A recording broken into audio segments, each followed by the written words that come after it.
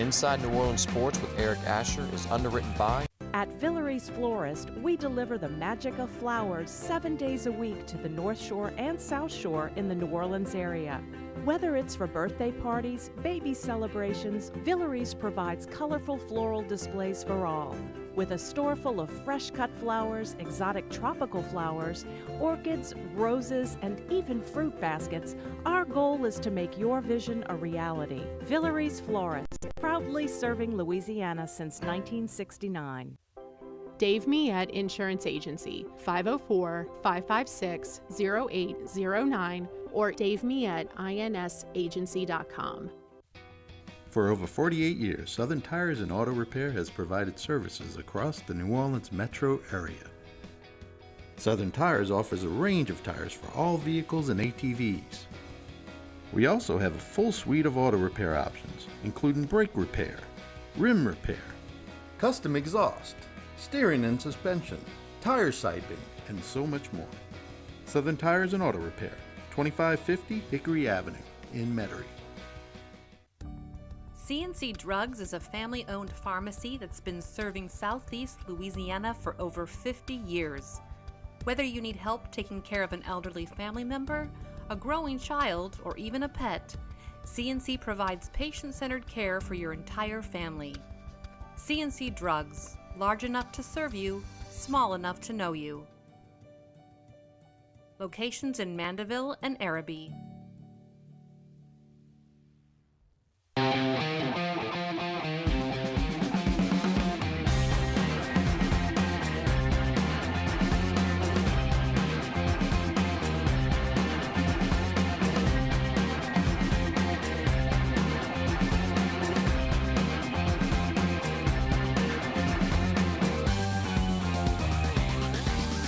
Good afternoon and welcome to another edition of Inside New Orleans Sports. I'm your host, Eric Asher. We're live from our Pontchartrain Production Studios. I'd like to say on a beautiful day here in New Orleans, but the rain is a-coming. At least we're getting cooled off. And got a great show lined up for you today, as always. Covering all the home teams. We'll talk about the Saints, Pelicans, LSU, Tulane.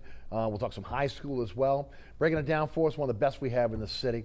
Again, the longest running sports radio show in the city with the Three Tailgaters. Also, again, his radio show on All Access as well, on 106.1 FM. And of course, if you love local sports, pro, college, high school, you got to go see CrescentCitySports.com. It's a one-of-a-kind website with some fantastic writers. Ken Trahan joins us today on the program. Ken, how are you? I'm doing fine. I'm tired from listening to that introduction, though. Well, that's about this much of what this guy does in a day. You know, I think I'm busy constantly. He takes the cake. I don't know how he fits everything he does in 24-hour period. Would you sleep about 2 hours a night? Sleep's a rumor. It always has been. I just asked my wife. She laughs about it all the time. It's the oldest axiom applicable to me in the world, which is don't ask him because the answer is always yes. And I'm not bragging about that. In fact, I'm probably pretty stupid. But yes, the answer is yes. Right. So if I get asked to do something, yes, I'm going to do it. And look, I was blessed to have opportunities at a young age. So anything I can do on behalf of anyone else, whether it's helping young people get started in the industry or doing things like this for a quality person like you, I'm going to do it. I appreciate it, and we appreciate you. Come join us. I know we like to do this. Want to tell us a little bit about the radio show? Yeah. What's going on with the website? Of course, Saints Hall of Fame. You're involved in a lot of stuff. Tell us a little bit about it. Yeah, the radio show, we're very happy with 106.1 where you're at as well. It's been a very good marriage. We're really pleased. Pat Galloway's a great guy. Yes. He's local. He understands that. He understands radio. He runs other markets, too, for Cumulus.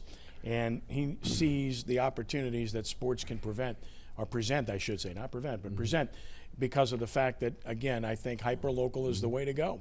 And shows like yours with Inside New Orleans on radio and here on television, and, of course, what we do as well with our original prep football report during the football season, the Three Tailgaters show and our talk shows every weeknight, I think are focused on that. It's what I think people want to hear. We try to do it in an educated fashion. If we entertain a little bit, that's great, but that's not really the goal. The whole entertainment aspect comes from a wealth of knowledge, having good guests, and talking about things in educated fashion. And the only way to do that is to educate yourself. So we love doing the radio. The website, CrescentCitySports.com.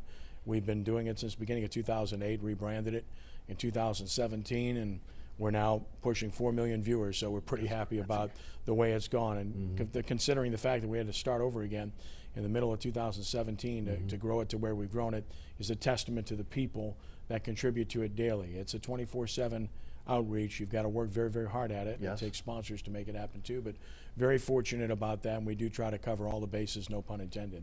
And then with the Saints Hall of Fame, we're in a respite right now in terms of the museum because we got displaced from the Dome due to the renovation going on in the Superdome, which is a fantastic thing, but it affected our space. So we're working on a new site, a brand new museum as we speak, and hopefully we'll have something significant to announce here within the next month or two that might coincide with getting something open sometime in 2022. So that's the goal there, but that's been since July 16th, 1988. I've been with it from the start. Yeah. It's been a labor of love. It's a lot of work. It's a lot of people, but there's so many friendships and relationships that we've built over the years. We just finished 3 major events in Biloxi about 2 weeks ago. Went over extremely well. Had our golf tournament in Kenner about a month ago. Sold it out, and it was a big, big hit. We were very fortunate with that.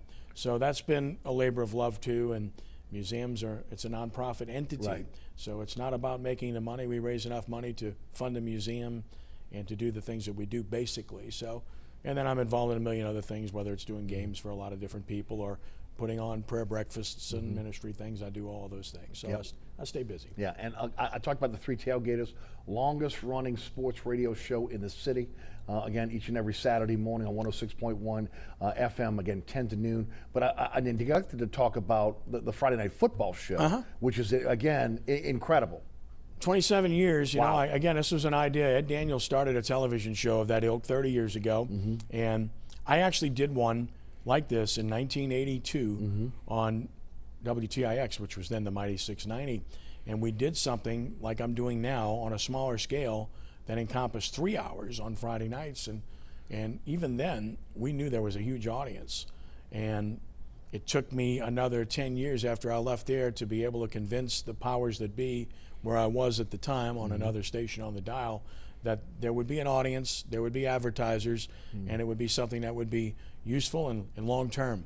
Well, that was 1995. We launched it, and here we are in 2021, still doing it with a host of people that really appreciate what we do. We've won 3 national awards for it, and that's all great. It's not about me. It's about the people that contribute to it, because I'm only doing this because I love high school sports. Right. And the people that do it, look, they devote their time. We turned it into a monster at 6 hours every Friday night. So, I mean, just to think about it makes me tired. It wears me out. But every year, Ed and I have that conversation.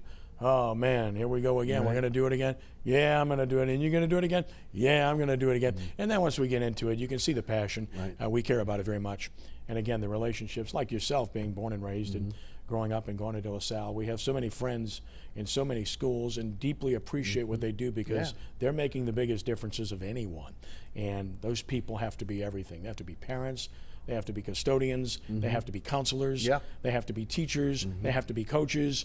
It is, and it doesn't pay all that well. So I have such great admiration for these people, and that's part of the reason I still do this. Yeah, and look, yourself, Ed Daniels, really kind of caretakers for high school sports here in Louisiana. I mean, again, putting that much airtime, that much emphasis on high school sports, where a lot of people, again, are just looking at the pros and the college. You guys have kept that going, and it's been going on now for a couple decades. And I know there are a lot of people out there, from guys that had a chance, both male and female, to be able to play and to be on the airwaves, hear their names called, to again, coaches that have a debt of gratitude toward you guys for continuing, again, supporting high school sports and getting it out there. It's flattering, but I think that the proof is very clear that we knew what we were embarking on, because now you see so many other entities doing it as well. Sure. Not just in our marketplace, and God bless them. I'm happy that the coverage is there for other television, radio, print entities that have ramped up their coverage. We'd like to think that maybe we had a little bit to do with that maybe they saw that, hey, man, there's an audience out there and people like this, and they did it. So I think that's great. You know, the second part of that's obvious. We're such a local community in the sense that it is truly parochial. People here, they live and die with their city. They live and die with their metropolitan area. They live and die with where did you go to high school, no doubt. and so forth. And there's such a sense of pride about that. And we, having grown up here, understood that to a large degree. The difference is when we were in high school, our school was the only school. Once we got out of that, we saw how many good schools there were, how many good people there were, and being in those schools all the time as I am, I understood just how much work they do and how much I deeply appreciated it and all the relationships, as I mentioned earlier, that I've been able to build. So it's been great. People ask about the Three Tailgater Show, very briefly digress on that. You know, it started with Ed and I and Archie Manning for, you know, Archie was with us for about 19 years, and then we brought in Rick Gailey, who did an incredible job, and love him deeply, just like I love Archie, and we're closest to friends. We lost Rick, and people have said, man, you haven't replaced him. And I said, well, you know, to us, we're not just going to put somebody in there. We're going to continue on. That third tailgater is the audience. And occasionally we'll have somebody come join us as a third person. But we get that question all the time. And the answer is that we're not married to the idea of a third person. We're somewhat engaged to the idea, but we're not going to just put anybody out there. So we truck on and do what we do and enjoy the company in the process. It's an incredible show. Always has been. It's must listen on a Saturday morning. People are listening to that on Saturday morning. Yeah, whether you're cutting your grass, you're going out, you know, on an errand, whatever it is, you're tuned in to that show each and every Saturday morning. Let's start with the New Orleans Saints. And going into camp 2 weeks away. First, let's start with Richard Sherman and what happened yesterday. Again, the tragedy that happened up in Seattle. Was arrested on burglary, domestic violence, trying to break into his in-laws' house. His family was there. DUI, suspected hit and run. 33 years old. I wasn't really in favor of Richard Sherman being a Saint because of the age. And of course, injured last year. They played 5 games. But again, I would say this kind of puts the Saints in a position, based on what happened with Marshawn Lattimore, where I got to believe that Richard Sherman is no longer on their radar. Would you concur with that? Well, I would say if he is on their radar, the signal is waning definitively, because the timing is terrible. If this would have happened 3 months ago, due process might be able to take its course, and then you can make a move. And I think, look, I'm fair-minded, and I test myself every day to make sure that I check that at the door. Bottom line is that I believe in due process. I believe everyone is innocent until proven guilty. But these are some damning allegations, and they're happening at a terrible time. Training camp starts very shortly here in a week and a half. So you're looking at that aspect. You're looking at the other things that you pointed out with regard to age and injuries. Is there still something in the tank? Perhaps. Could he be helpful here? Perhaps. Would you be willing to take a chance on him at this stage? Probably not. So you never say never about anything. I think they could really use another cornerback, frankly, but I don't think he's that guy at this stage. Who is that guy in your opinion? I mean, again, Drake Kirkpatrick was in. I thought we were going to get a deal done. Kenny, on the show yesterday, I'm looking at the available free agents. It's slim pickings out there right now. Whether it's a linebacker position, whether it's a cornerback position, or the wide receiver position. 3 positions where you think they need an infusion of veteran, a veteran playing at those positions. Yeah, I wouldn't be totally shocked if Quan Alexander ended up back here. I would agree. In the near future. He doesn't get offers elsewhere as he recovers, then he becomes a more affordable product. And right now, affordability is a big issue with the Saints. With regard to linebacker or otherwise, we don't know what Zach Bond is. We're going to find out. They drafted a player from Ohio State that they like quite a bit, Ben Werner, and we'll see. He's going to get a chance to compete for a starting job. They have a young man that they drafted as well previously who was hurt last year, whose father played in the NFL. So they've got some guys there they think, in Ellis, they really think that these guys have the ability. Now, they're not hedging and telling you that they're going to be really good players, but they're guarded about their comments anyway. Therefore, it's a wait-and-see attitude to find that running mate for Demario Davis. The good news is you only need 2 of those dudes by and large. I think there's a little bit too much focus put on linebacker because it's not the traditional position where you put 3 on the field all the time. You only need 2. I think it's much more important to deal with defensive line where you need 4 or 5 or 6, and when you need defensive backs to the number of 5 or 6 quality guys to be competitive. Yes. As far as maybe some other positions where you think that they maybe need some shoring up, Wide receiver's been mentioned. Defensive tackle's been mentioned again because they're kind of young there. When you look at this team, what are you looking at? What are the I think it's a good team. I don't think it's an outstanding team. I think Las Vegas probably has it right, like 9 wins. Okay. I think it's a 9 or 10 win team, which is a winning record, by the way, and a competitive team, and maybe, just maybe, a playoff team. Can they get to 10? I think it's possible, but there's so many questions to be answered, and not the least of which is who's your quarterback, obviously. Right. But beyond that, from the standpoint of, who's going to be that second receiver, who's going to be that guy. Well, we all know their second receiver is Alvin Kamara, so that's already settled. Great point. So, but who's your second wide receiver? Right. Well, that also might play into how good Adam Troutman is. Is he a 40, 50 catch guy that can put the ball in the end zone 5 to 8 times? If he is, you got that guy. But we don't know that. And what's Juwan Johnson? He's a hybrid guy. Is he going to be a guy that can actually play and contribute? Don't know.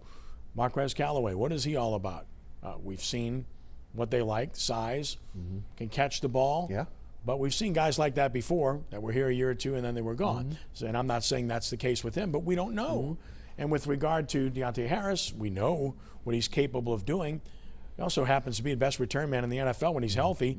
And do you really want to put him on the field often for snaps with the potential for injury as we saw last year, which takes him out of that other element? Now, I will say this. I'd put him on the field at wide receiver as much as I can because he's a playmaker. Yes. And the kicking game has been diminished so much in terms of the rules by return game. Therefore, his ability to make a difference in that capacity is very limited. Kickoffs, how many kickoffs do you actually return? Punts, because of hang time, it's difficult. So while he's elite in that category, it's not like when you had Tyrone Hughes or Michael Lewis and guys like that made phenomenal plays, because nowadays everybody kicks the ball 5 to 10 yards deep in the end zone or out of the end zone, and punts hang for 4.5 or more. So it's hard to return. Therefore, give me that speed. Give me that guy that's vertical, that can stretch the field, that you have to respect, and put him on the field, in particular with 2 quarterbacks that have the ability to get the ball down the field more than their predecessor. Among the biggest battles in camp will be the quarterback position, Taysom Hill versus Jameis Winston. Handicap that for us. Well, I think it's Winston. I think that they're both going to play. I think the role that Taysom Hill has had will continue, but I also think it will be enhanced. If he was getting 7 snaps previously at quarterback, I'd say it'd be more like 10 to 15 now. And they'd enhance his role because he's had experience now at doing it in a real situation. People have asked me about this for a year, and they really like Taysom Hill. But I don't think we'd be having this conversation if Taysom Hill went 4-0 last year and he played really well. I think he'd be the guy automatically. But that's not what happened. He had 1 really good game against Atlanta. He had 1 bad game against Philadelphia. He had 1 average game. And then he had 1 throwaway game against Denver where they didn't have to do anything but run the ball. So did he hurt himself? No. Did he help himself? Yes. Did he help himself enough to say, that's my guy?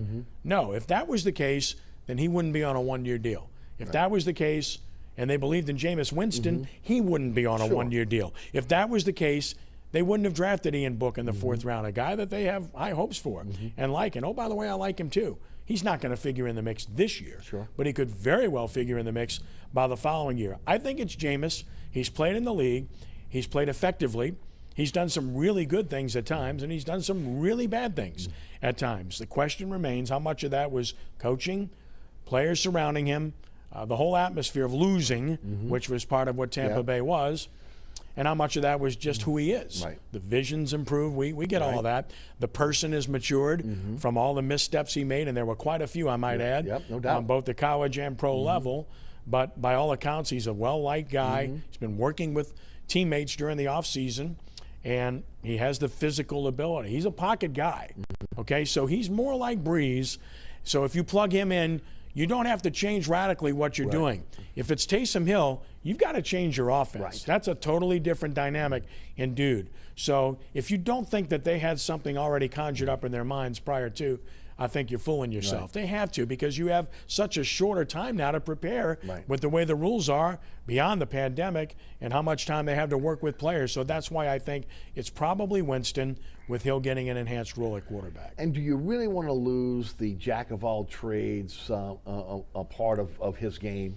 I mean, he's a weapon. And you really are limiting yourself when you're putting behind center. Well, you mentioned before about who's that second or third receiver. Mm-hmm. Look, this dude is proven to be a good receiver. Yes. You line him up in the slot, you line him up at tight end, Mm-hmm. he's a matchup problem. I mean, he can outrun most linebackers, okay? Mm-hmm. Safeties are going to have a hard time with him because he's a big dude. And therefore, he creates matchup issues in that regard. And obviously, when he lines up at quarterback, we all know he runs the ball 70 to 80% of the time. So he changes everything. I like that idea. I like the change of pace. And do I think he could be a good NFL quarterback, a good starting NFL quarterback? My answer is not a cop-out, but it's true. I think he can, but I don't know that. Right. And he's pushing 31 years of age. He's never had the chance. He got 4 games last year. It was a mixed bag. Yes. And therefore, what do you really know about him? You know he can run. You know he's got a good arm. You also know ball security is an issue, and you know decision-making is an issue. Yes. Well, decision-making and ball security are issues with Jameis Winston, That's too. right. So, and the Saints, the thing that they've done best, and Breeze did everything remarkably well up until the end, but the bottom line was that he took care of the football, and he made great decisions. He didn't get his team in trouble by making bad decisions. You take a sack, you take a sack. You throw the ball away, you throw the ball away. But the ball got out quickly most of the time with him, and most of the time he knew exactly where to go with it. So you can't underestimate just how much he made coaches look good. And I'm not diminishing what Sean Payton and Pete Carmichael have done at all. They're really good. They're elite at what they do. And I think, by the way, as we move on to the next topic, those guys are chomping at the bit to show how good they are without Drew Brees. You know, you mentioned Brees, and I want to go there because I would also put the offensive line in there as well, getting the ball out very quickly. We don't know. Again, we believe this is an elite offensive line. It is a very, very good offensive line. How is that offensive line going to be with a Jameis Winston, who maybe wants the ball go maybe the second, third level with the ball, not get it out as quickly, and then a Taysom who's going to run the ball a little bit more. So a little bit different situation than you had with Brees. Brees was on the Trust Level podcast with Mark Ingram and Cam Jordan recently. And he kind of admitted that in his last year, it was the first time he really felt that he was limited, that he couldn't make the throws, and things that I think we knew, but again, was never really spoken about. The offense will change with these two quarterbacks, but to me, one of the, outside of, again, making the line calls, knowing where to go, the plays, I mean, everything we know about Brees, I tend to concentrate on the vacuum of leadership that will be lost with him not in the locker room. You've been around this guy since he was here in 2006. What he meant to this team in that locker room. And then again, one thing Mark Ingram said that really stuck with me in the podcast was, we never wanted to let Brees down. Your thoughts on again, where do they go next with this? Well, who takes that leadership role, that vacuum? It's different now. It's a different team without Brees in that locker room. I think that the Ingram comment is just an indication of how much his teammates respected his work ethic and how much they respected his place in the game all time, which is clearly, conservatively speaking, one of the top 15 quarterbacks ever, if not top 10, which I think he is in the history of the game. So I think there's that. He also deflected some of the attention from others by being the guy that everybody went to before and after a game for comments. So that took a little bit of the heat or the pressure off of others because he would be the Exhibit A guy in that regard. So you're not going to have that anymore, which means now Jameis or Taysom are going to have to fill that role, but so are the other primetime players. So is Alvin. So is Michael Thomas. They're going to have to answer more questions, and they're going to have to be more of those guys. They already have those guys on defense. Demario Davis and Cam Jordan are aces. Those are fantastic players who are even better people. So they have that on that side of the ball. So, and there's your leadership right there. It starts with Demario Davis and Cam Jordan. I think they're the natural leaders of this team. I think the personalities, we'll see how Alvin Kamara progresses. He's an easygoing, fun-loving type of guy, if you know him at all. Michael Thomas is more of the competitor, I'm going to kill you type of guy, as compared to being that guy that's going to say wonderful things and be a quote-unquote leader. Well, that's what I love about him. He's a cold stone killer. He wants to win, and he will do anything to win. He competes like crazy. So I think that when you look at the offensive side of the ball, Ryan Ramczyk is a quiet guy. Look, when he gets the contract extension, it's hard to get 10 words out of him. That's just who he is. So that's not him Teron Armstead, now he is more along those lines, and he's got seniority on this team now, and he's that type of guy, first-class guy, well-respected by his teammates. I think he's that type of guy. I think he can handle that well, and I think the two quarterbacks can. They're both engaging personalities. Right. They both seem to handle the camera well. They don't have issues. They seem to know how to answer questions because the tough stuff's going to come and the tough times are going to come. So I think they've got guys to fill that, but is there another Breeze? No, of course not. As far as the team goes, we talked a little bit about some positions that need to be shored up. Going into this preseason, what are you going to be looking for? What are you concentrating on? Well, I think you brought up a lot of the places that you want to look at. Clearly, cornerback, wide receiver, defensive tackle in terms of depth. I like the guys they have up front to start, but depth is the bigger issue. I wonder how much they're going to slide Cam Jordan inside with the lack of depth at defensive tackle and with the presence of a first-round draft pick in Turner and Granderson and Davenport. Right. So I think that any coach that's worth his weight wants to get his best guys on the field. So if your best guys happen to play defensive end and they're capable of moving inside in certain situations to play snaps and help you be more effective, then I think you do that. Therefore, and then Cam Jordan is not by any means done, but he's longer in the tooth. So maybe, and at the point of attack, he'll do anything to help his team. I hearken back to Ricky Jackson. When Ricky left New Orleans, he went to San Francisco. By the time he was done in San Francisco, he was playing defensive end. Yeah. He was playing with a hand down. Right. He weighed 240 pounds. But that's what it took. They wanted their best players on the field, and that's what it took to make them a better team. And oh, by the way, he did it quite well. So I think we're talking about that dynamic with regard to defensive tackle. Otherwise, when I look at this team, I think the running back position is well stocked. I think they're fine there. Tight end is a big question mark. How good are they going to be there? I don't know the answer. It's not just losing Cook, it's losing Josh Hill, who was such a valuable guy because he wasn't great in any area, but he was solid in every area. So, and he was a glue guy that they talked about all the time, said he's going to be on the field 90% of the snaps because he knows exactly what we're doing, what needs to be done and how it needs to be done, and he can execute it. So you can't underestimate that. And then otherwise on the defensive side of the ball, we mentioned linebacker. Who is that second guy that can play? You'd love to have what you had last year before Alexander got hurt. Two guys that could basically be every down guys because they have that physical ability, much like the two guys in Tampa Bay have. And in the secondary, I guess the other position that we haven't talked about is safety because Marcus Williams is on a one-year deal and Malcolm Jenkins is longer in the tooth. There's no doubt. Who else do you have? Chauncey Gardner-Johnson's that hybrid, and he's really good. Right. P.J. Williams has been a guy. P.J. Williams is a guy that he's been effective. I don't know what word to use beyond that. And where does he really fit best? He's not a border corner. He's not an outside guy, and he's not a pure safety. That's right. He's more of an in-between slot guy and a tough guy, and he can play. But you got to have some guys that can cover in space. And without Janoris Jenkins, I think there's an issue or two there. We'll see if Adebo's able to step up and play early. New punter too. Well, that's interesting with Gillikin. I mean, that's a weird deal because Morstead is an institution and one of the finer guys that's ever played here. And, going to miss him. But look, I mean, he basically priced himself out of the market. He's the highest paid punter in the league, and he should have been. He was a terrific player. But they just couldn't afford it anymore, much like they couldn't afford other guys. They obviously liked this kid. They kept him all year last year to protect him and make sure that he was here with the obvious plan to do what they did this year. So I don't know what you've got there. And then there's Will Lutz, because Will Lutz looked like an elite kicker for a long time, and then he had a really bad spell last year. And then he bounced back a little bit. But, I mean, we've seen this with kickers, man. Once it gets in their heads, you wonder. He's a great young man. I really like him, personally speaking, and having dealt with him, super guy. And I think he'll bounce back. But I think about Garrett Hartley.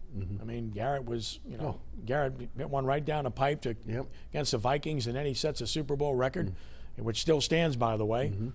And then a couple years later, he's looking for a job. So that's a tough position, man. And if you're not in that 80-plus percentile, and if you're not kicking the ball in the end zone 60% of the time or better on kickoffs, they're going to shop. So you better hope that he bounces back, because with their return game, with Harris, with their kicker Lutz, and their punter Morstead, they were set up for a couple years as well as anybody in the league. I've asked this question to everyone that's come on the show over the last couple of weeks. Ramczyk signs the contract. It opens up about $11.5 million in cap space. How do you think they utilize that cap space? Is it about filling holes this year? Today, by the way, is the deadline to be able to sign Marcus Williams to a long-term deal. He already has to put on the franchise tag for the entire season. But again, I'll just throw these names out to you. Lattimore, Armstead, Davenport, Winston, Taysom Hill, Marcus Williams, Patrick Robinson, P.J. Williams, Traquan Smith, Montgomery, Washington, Spence, Armont, all unrestricted free agents next year. When you look at it, you say to yourself, wait, Trahan Armstead is an unrestricted free agent next year? Because of him renegotiating his deal, there's about $18 million in dead money that's sitting out there as well for him. Talk a bit about what you think they're going to do. Are they going to try to re-sign their own now, or are they going to go out and use this to try to fill some holes? Well, Lattimore is an automatic. They've got to. He's number one. Armstead would be number two. The only reason I wouldn't put him at number one is he's a little bit older in the league in that regard, and you never know how a season's going to unfold. Yes. But I do think he's got a lot of game left. So I think those are the guys very clearly that they're going to look at and find a way to make sure that they keep them. Marcus Williams, obviously, is the other one.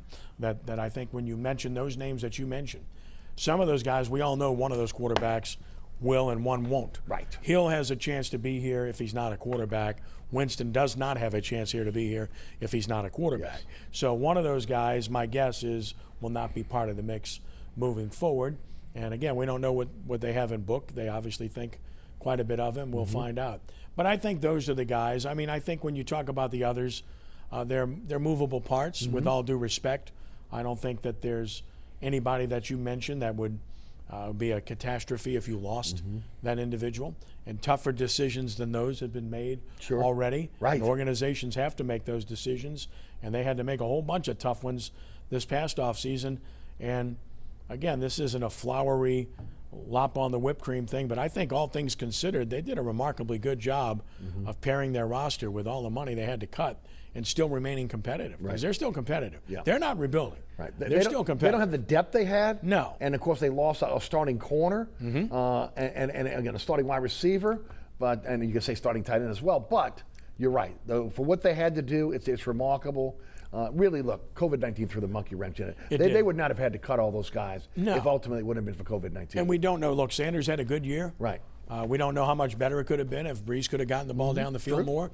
I don't know that. I mean, but again, he's what, 33 now? So, I mean, again, I can understand that one. That doesn't trouble me so much. Would you like to have him? Yes. Was that essential? No. But again, what's Traquan Smith? We know he can catch the ball. We know he can block very well in a run game. But how much separation can he get, and how consistent can he be? Can he make that quantum leap to being a 60 catcher more guy from being a 30-plus guy and being a guy that's more like a third or fourth guy and an afterthought? Because if he's that guy, he's not here next year. Yeah, no doubt. The big one is Armstead, especially because you've paid Ramczyk the highest total for a contract for a right tackle. What is Armstead going to be looking for? That's the key there. We'll see how it plays out. We'll take a quick break, hear from our underwriters. When we come back, we're shifting gears to the New Orleans Pelicans. We'll also talk about the LSU Tigers and the Tulane Green Wave. If we have some time, we're going to fit some high school sports in there as well. You're watching Inside New Orleans Sports. I'm your host, Eric Asher. Ken Trahan of PrestonCitySports.com and Nash 106.1 is our guest.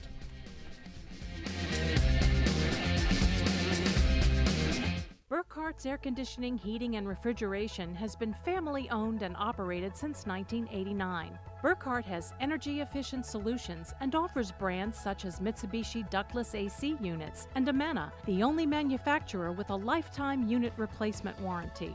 Burkhart's offers maintenance bundle packages that include servicing your AC, generator, and tankless water heater. For more information on the services Burkhart's provides, visit acpromise.com. Burkhart's Air Conditioning, Heating, and Refrigeration, providing comfort for life.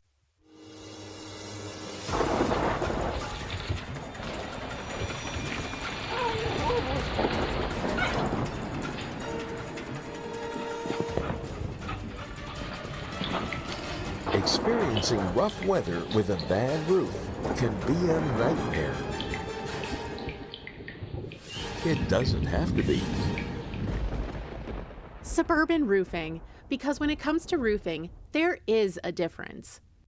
Located at 3701 Iberville Street in Mid-City is Katie's Restaurant and Bar. Open 7 days a week, Katie's offers daily specials for lunch, dinner, and Sunday brunch. Serving New Orleans cuisine such as fried shrimp platters, grilled redfish, and a fully stocked bar. And don't forget about our expanded event seating and local entertainment. Featured on the Best of Food Network's diners, drive-ins, and dives, Katie's Restaurant and Bar. Welcome back to Inside New Orleans Sports. Ken Trahan is our guest. Ken, let's talk a little bit about the New Orleans Pelicans. It's the worst kept secret in sports. I give a lot of credit to Fletcher Mackel, who had it first here in New Orleans. You know, again, we've been so accustomed to national correspondents breaking stories that local reporters should. Willie Green is going to be the next head coach of the New Orleans Pelicans. Supposedly they're working on a 3-year deal right now. I had Chris Miles, formerly of Channel 6, now WLAE-TV, on our program the other day. He's very, very close to, obviously, David Griffin, Sam Mitchell, Stan Van Gundy, and Swin Cash, all worked with him at WLAE-TV. He says that, and again, the rumor out there is that Sam Mitchell will be in the first chair. He'll be the first assistant. He is a former T-Wolves head coach and the former AAU head coach for Zion Williamson. Also very, very good friends with the Williamson family as well. Your thoughts on this move to Willie Green, who is a guy, this will be his first time as a head coach, and then, of course, bringing in a guy like Sam Mitchell with the ties to Zion, and also, again, having a guy that has had experience as a head coach. Well, I think it's intelligent. We're seeing a lot of that now in the league where head coaches are hiring former head coaches to help shepherd them through the process, in particular younger head coaches, guys that are new in that role. So this has become more of a rule as compared to the exception. With regard to Willie Green, by all accounts, he's a very likable individual, a humble guy who is very straightforward, respected, and first-time head coach, therefore you don't know. But from the standpoint of where this franchise has been and what they've had most recently, I think it's a welcome change. You went from Alvin Gentry, who was a very likable individual, a guy I really like and have a lot of respect for, and I thought got just beat up sometimes unfairly here, which is not to say that I advocated him remaining as the coach. I think it was time, but he wasn't the problem. If you think he was the problem, then what did you think last year? So, two completely different styles. Gentry was more of a laissez-faire guy, and he was going to run and gun and damn the torpedoes and don't worry about defense.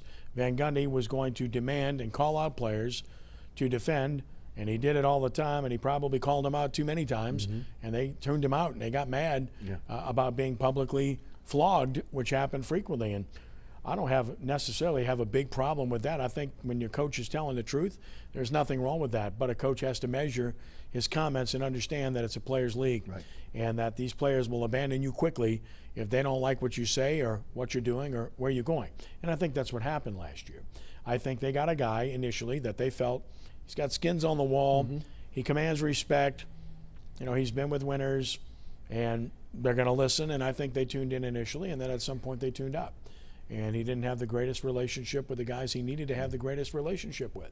That was obvious. All you needed to do was listen to Zion's post-season comments and about we're not even close and this and that. It was pretty. What's the right word to use there? I think it was revealing, certainly, but I also think it was sobering is the right word I'm searching for, because if you're a fan and you're hearing his comments, you're thinking two things.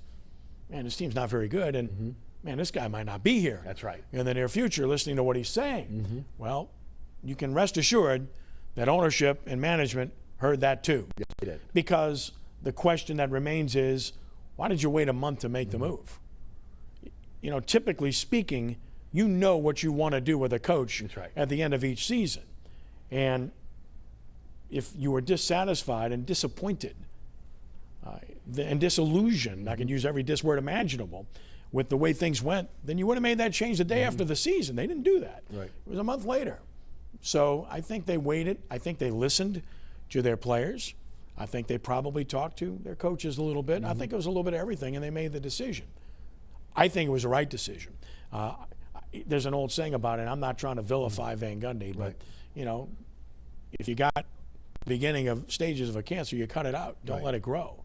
And it was obvious that he wasn't connecting with players. That's true. He's an older guy, much like Gentry was.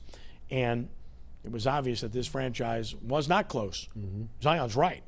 They can't shoot. Right. They can't defend.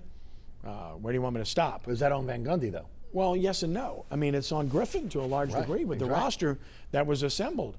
It's a dysfunctional roster to a degree. Are there pieces that are good pieces? Yes. But do the pieces really fit? No. Lonzo Ball's not your point guard. If somebody else acquires Lonzo Ball, do you think they're going to play him as a 2 or as a 1? They're going to play him at the point. Okay. This coach saw him as a 2 guard. Meanwhile, at the 1 guard, he had a guy in Eric Bledsoe who was, for lack of a better term, a disaster. Yes. Vastly overpaid, over the hill, and he didn't want to be here. Right. That's the main So, thing. I mean, stop me if I'm wrong here. So, and I got nothing against the guy. No, but it's the truth. But, you know, and again, you got a horrendous contract on your hands, too. You've also got a really bad contract with Steven Adams. And you extended him. And you extended it. Exactly my point. Steven Adams is a solid NBA player. He gave them exactly what they expected. Tough guy, good rebound, sturdy on the defensive end. Not a rim protector, but sturdy. Yes. Not going to score. But when you team him with Zion Williamson, you've got 2 guys that can't guard the perimeter at all. And the NBA game today is a perimeter game. It is. It's a spread the floor game with 1 big and 4 perimeter guys. Well, they didn't have that. Brandon Ingram is not a good defender. Zion Williamson is not a good defender. Steven Adams can't go out and guard anybody outside of the painted area. So you've exposed yourself dramatically. And then on the offensive line of the situation, and I'm talking like a football guy now, you got 2 guys that need to operate on the low block. Now, I thought Van Gundy did something pretty creative and smart to put Williamson out top as a point forward and created some space for him and some opportunity, and I give him credit for that. But is that really his future in the game? I think you're better served to have a pure point running that. I'm not sure Kyra Lewis is that or not. We'll see.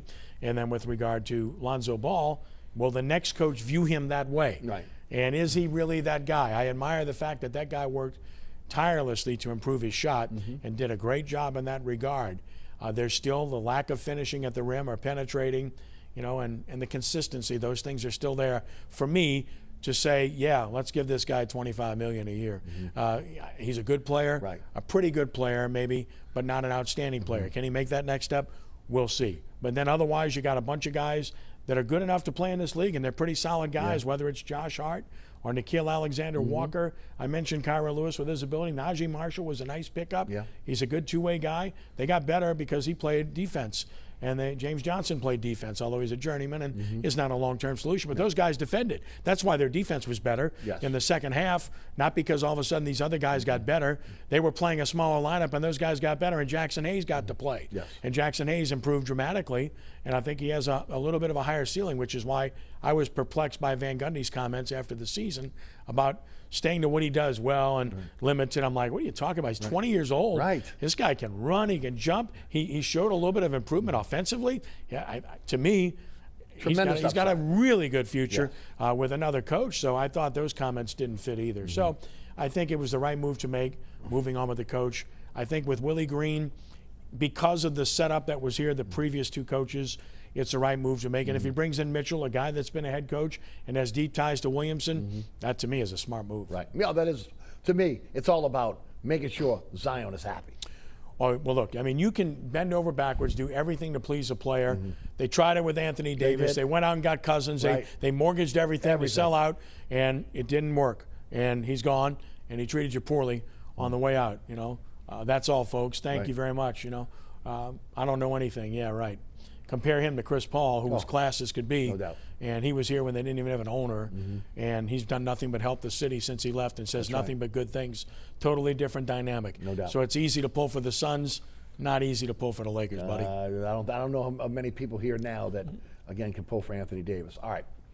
You bring in Willie Green, doesn't have a lot of experience, no experience as a head coach. The Sam Mitchell situation looks like that's going to come to fruition. That's obviously a deal with Zion. You have a vice president of basketball operations, David Griffin, who now is, you know, the curtain's been pulled back a little bit here. He wants a collaboration. He wants to be involved in the day-to-day. You can do that with a young, inexperienced coach. You probably couldn't do that with a Stan Van Gundy. There were some missteps last year. You mentioned them: Bledsoe, Adams. You got some draft picks. Those draft picks, for Milwaukee, they're there 4, 5, 6 years from now, right? What do they have to do? That also, again, hurt them in terms of their cap flexibility when they brought those two guys in. Really put them against the cap as well. What does Griff have to do to get out of the mistakes that he made last year to be able to give this team some cap flexibility and put a lineup around Zion that works? You already mentioned it today. Again, it was an incomplete team. It did not work with, again, the type of player that you're investing in Zion. Well, he's got to structure the roster better, and we've heard a whole bunch of names. How much of that is realistic? You mentioned Fletcher. I love him. He's a great friend, but he drives me nuts with his trade machine stuff. Come on, man. It's all good. But with regard to, you hear Sexton, you hear even Lillard. I mean, you hear a lot of Beal. You hear a lot of names, but is that realistic, and what would you have to give up to get that? Well, I think it's clear. You'd have to give up Ingram, and you'd have to give up significant draft capital to get that. Would somebody take Ball and a lot of draft capital for an all-star elite type talent? I would think that would be a stretch, but it only takes one. True. All it takes is one. One says, yeah, I love Ball. I think he's that guy. Maybe that's possible. I would tend to believe it's probably going to be more of a second-line guy talent rather than talking about the Lillards and the Beals or the elite third scorers. Superstar. Yeah, I think it's more like the second guy you're talking about. But that might be replacing Ingram. I mean, I like Ingram. Ingram can score the ball. He's a good shooter. He's got length, obviously. But if he's not shooting it well, he can be a little bit of a liability because he doesn't defend very well, and that part of his game hasn't improved. So, therefore, as I've said now on my shows for the past 6 or 7 months, the only untouchable on this roster is Williamson. That's right. Everybody else is available. I don't care if you love Josh Hart's energy and how good he is. I love the guy. But if you can get something good, then sure, you move him. I don't care if you think Nickeil Alexander-Walker's your guy. He can slash and finish at the rim with either hand. If he's that good, then why are you shooting 32% from three? If Kira Lewis is that good, he's got to show he can shoot the ball better. We know he can penetrate, and he's fast. But can he be that guy long term? We don't know that. Who else? I mean, you had Billy Hernan Gomez proved to be better than they thought he would be.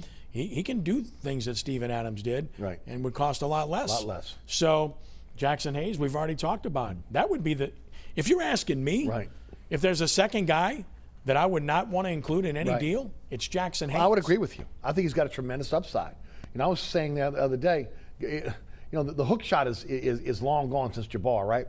A guy like him, get a hook shot going, I mean, he'd be unstoppable inside. But no, his upside is tremendous. Do they hold on to the 10th pick, or do they move that for a veteran? Because they're a young team. Yeah, I would tend to think you move it for a veteran. I just think that if you're investing, they got all these draft picks, and that's a large topic of discussion. You don't have 3 to 5 years, man. You got 2 years to get it right, one way or the other, or you're starting over again. So with that, no, I think they're going to move picks and try to get a veteran.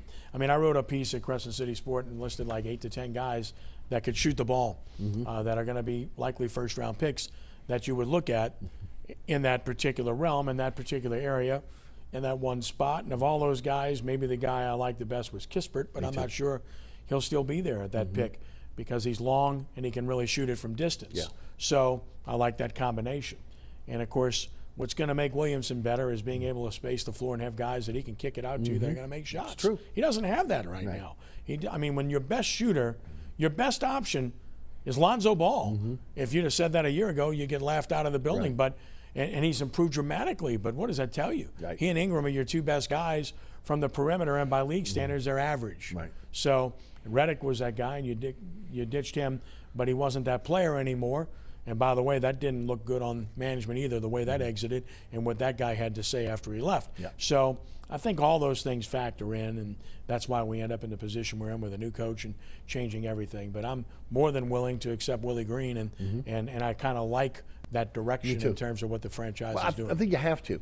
You look at now this generation of NBA players. They want a former player that they can respect, that's been in the game, that's done it on a level. They want somebody younger that can relate to them.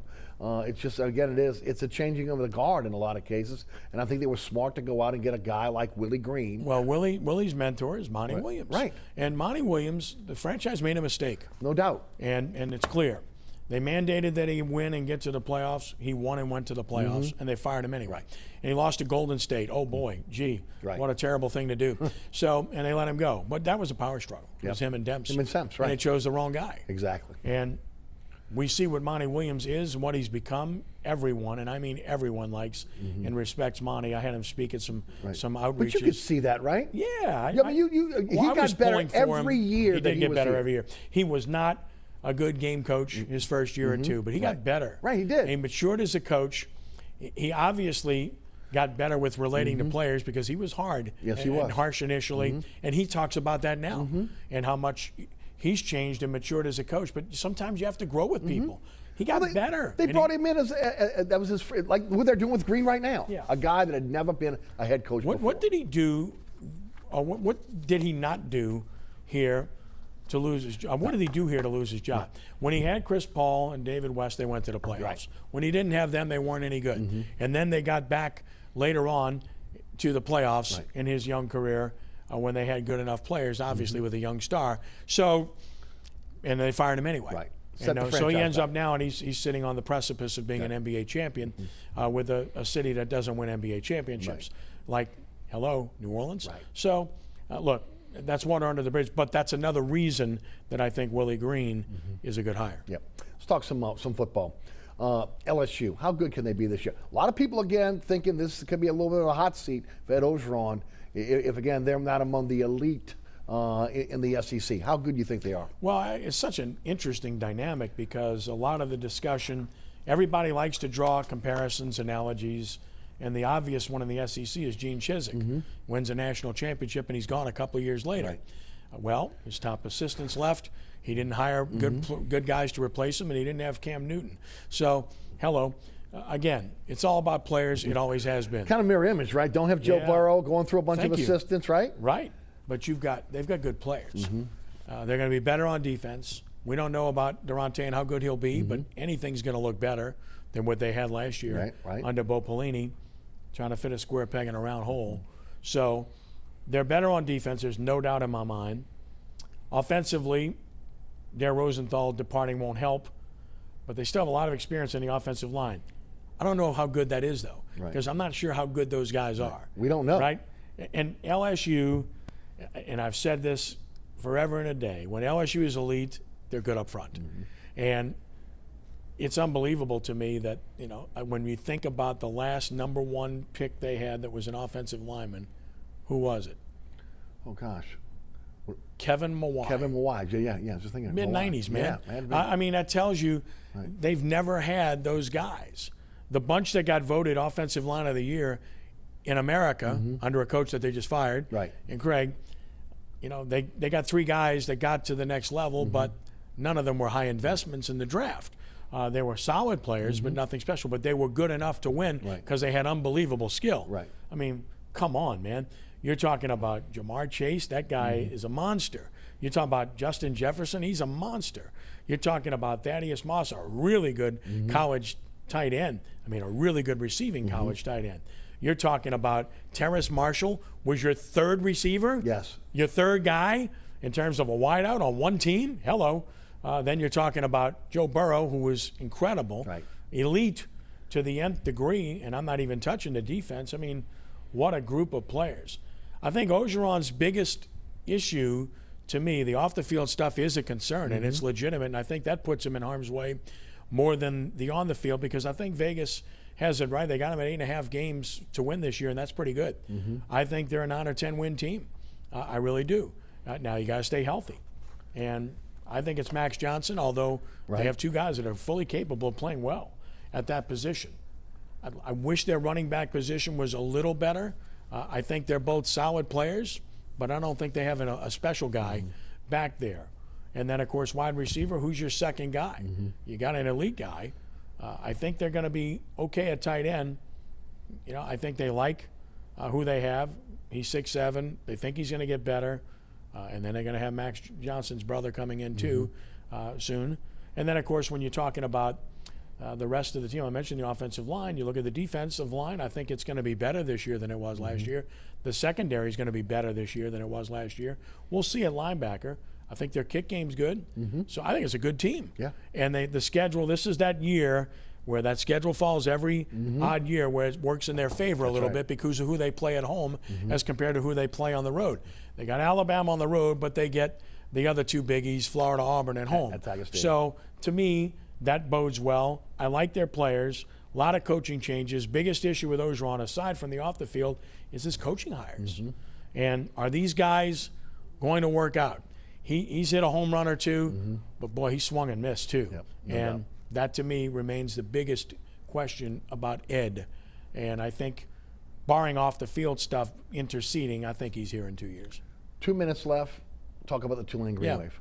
Liked him a lot. I think Willie Fritz was the perfect guy for the job. I think he's proven that over an extended period of time. He's recruited a better quality of player consistently. He's expanded their recruiting base as well. He's had good coaches around him.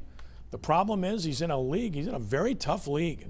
And the schedule's brutal. I mean, you know, they're going to Ole Miss. They're playing Oklahoma. I mean, I don't know how you beat those guys. And then Cincinnati's on the schedule this year, which was not on the schedule last year. Their league's toughened up, and now they get the best teams in their league this year. It's a tough schedule. So they could win 6 games and be better, if not considerably better than they were last year. Love the young quarterback position. I like Ibieta too. Right. I think I got 2 guys that can really play. Wide receiver position needed to get better. They addressed it. Let's see. Defensive back position needed to get better. Let's see how much better it is. And then, of course, they lose those guys up front, those 2 guys on the outside, both of whom ended up drafted in the NFL. So both good players. Let's see what happens there. But I really like Willie. I think he's done an excellent job. And I will say this in closing. If they can't fill that stadium for Oklahoma, shame on them. Oh, no doubt about that. Just one, about a minute. Jay Johnson, you like the hire? Yeah, I like the hire. He's a dynamic, young coach who's already got significant skins on the wall. He walked into a good situation, with all due respect, and give credit to Paul Maneri for that. But now he's making it better by getting one of his 2 best players to transfer, by getting 2 or 3 other transfers in as well. And they're keeping more guys than they thought they'd keep. They're losing some of Maneri's signees to the draft, but they're going to keep about 3 or 4 that are really good. And they like them both. And 2 kids I had at Delgado, because I do Delgado games, Braden Joubert and Tyler McManus are going to help them. Yep, no doubt. Ken, always a pleasure. Thanks so much for joining us. My pleasure, Eric. Thanks for having me, buddy. Ken Trahan, again. Got the 3 Tailgaters. Also, again, his show, All Access, 6 to 7 on 106.1. Make sure you check it out. All right, thanks so much for tuning in. This was our 499th show. Next week is our 500th show. It's hard to believe. 500 shows. What an accomplishment for, again, the staff here at WLE. We are just so excited about it. You can catch us, plenty of ways to catch this program now. Again, our live broadcast at 1 p.m., also live stream on WLAE-TV YouTube page. We're at 6 o'clock on WLE tonight. The Deuce at 10 o'clock tonight. And then on Friday night, 9 o'clock, Pelican Sports Television, 10 o'clock on WLAE. We're on the Deuce at 2 a.m. on Saturday morning, and then back on Pelican Sports Television at 5 p.m. on Saturday afternoon. Always at ericasher.com, always on our social media platforms, at Eric_Asher on Twitter, Eric Asher on Facebook. Special thanks to Ken Trahan for joining us on the program. Also, our fantastic underwriters who make this show possible. Remember, you can catch me on the radio 4 to 6 weekdays on 106.1 FM. Ken Trahan comes on right after me, along with Jude Young, 6 to 7. So keep it locked on 106.1 FM. Also, don't forget, again, supporting our underwriters and also the great staff here at WLAE-TV. Ron Yeager, Jim Dotson, Will Ingram, Alex Chacon, and my director, William Hill. Thanks so much for tuning in. See you next week for the 500th show of Inside New Orleans Sports. Thanks for watching.